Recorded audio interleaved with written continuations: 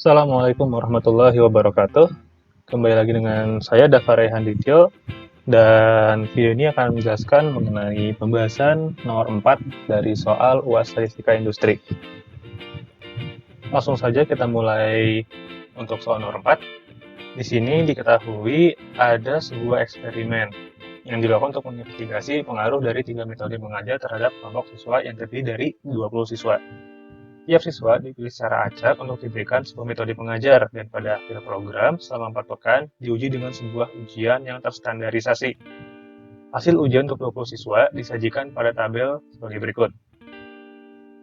Kita punya metode 1, metode 2, metode 3 dengan skor ujiannya itu adalah sebagai berikut.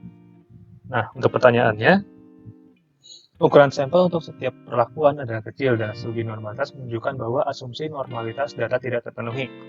Gunakan uji Kruskal-Wallis untuk menginvestigasi bahwa nilai median skor ujian terstandarisasi siswa untuk setiap metode mengajar adalah tidak sama pada rata-rata 5%. Oke, seperti biasa, untuk mencari jawaban nomor 4, kita harus menentukan hipotesisnya terlebih dahulu. Pertama ada hipotesis 0, yaitu ini 1 sama minggu sama 3, maka nilai median skor ujian terstandarisasi siswa untuk setiap metode mengajar adalah sama.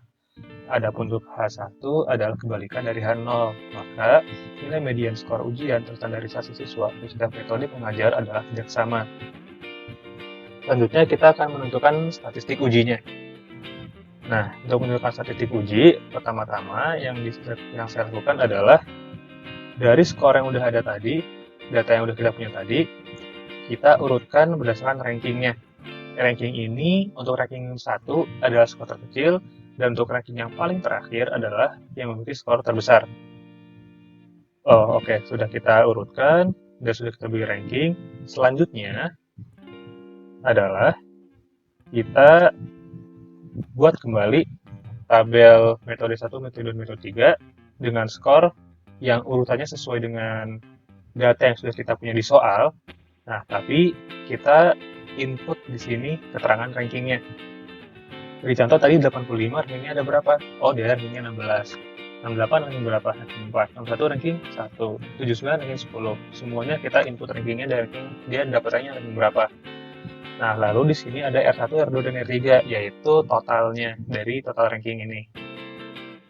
Nah, untuk N1 itu adalah jumlah data metode 1, jumlahnya ada 6. Untuk metode 2 ada 8, metode 3 ada 6. Nah, untuk R1 ada 90, total ini, R2 ada 40, total buat metode 2, dan yang R3 ada 80, total buat metode 3. Selanjutnya, di sini kita menentukan nilai H-nya itu sendiri. Nilai H itu adalah rumusnya 12 dibagi N dikali N plus 1, dan sigma RI kuadrat dibagi NI dikurangi 3 dikali N plus 1. Nah, ini tinggal kita substitusikan saja. Yang N tadi adalah jumlah datanya, ada berapa? Ada 20 siswa kan tadi, maka jumlah datanya adalah 20. Terus RI-nya tadi adalah 90. 90 itu adalah untuk yang R1, R2, dan R3, dan dibagi juga sesuai dengan total data dari tiap-tiap metode tadi itu. Berarti ini metode 1, metode 2, dan ini metode 3. Lalu dikurangi dengan 3 dikali jumlah data ditambah 1. Kita jumlahkan, hasilnya adalah sebagai berikut. Dan hasil akhirnya dari penjumlahan yang kita lakukan tadi, operasi kita lakukan tadi adalah 11,762. Lalu kita lanjutkan dengan daerah kritis. Alfanya tadi kita ketahui ada 5%, alias 0,05, bisa ditulis ya. Nah, untuk V-nya sendiri, di sini kita menggunakan rumusnya K-1. Artinya di sini adalah 3 dikurangi 1. Maka hasilnya 2. Dan nanti kita akan menggunakan tabel X kuadrat.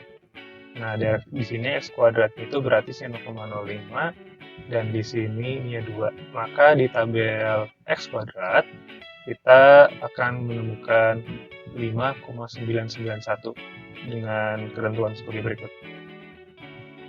Nah, kita punya kriteria uji kayak gini, tolak H0 kalau misalnya H ini melebihi dari X kuadrat yang udah kita hitung di daerah kritis ini. Nah, kita udah punya H, kita udah punya X kuadrat. Udah terlihat kira-kira kesimpulannya seperti apa. Dan kesimpulannya adalah tolak H0. Karena di sini hanya ini benar, dia lebih besar daripada X kuadrat. Di sini dia 11,762 dan X kuadratnya di sini adalah 5,991. Artinya, nilai median skor ujian terstandarisasi siswa untuk setiap metode mengajar adalah tidak sama. Nah, sekian untuk pembahasan nomor 4. Kurang lebihnya mohon maaf. Terima kasih atas perhatiannya.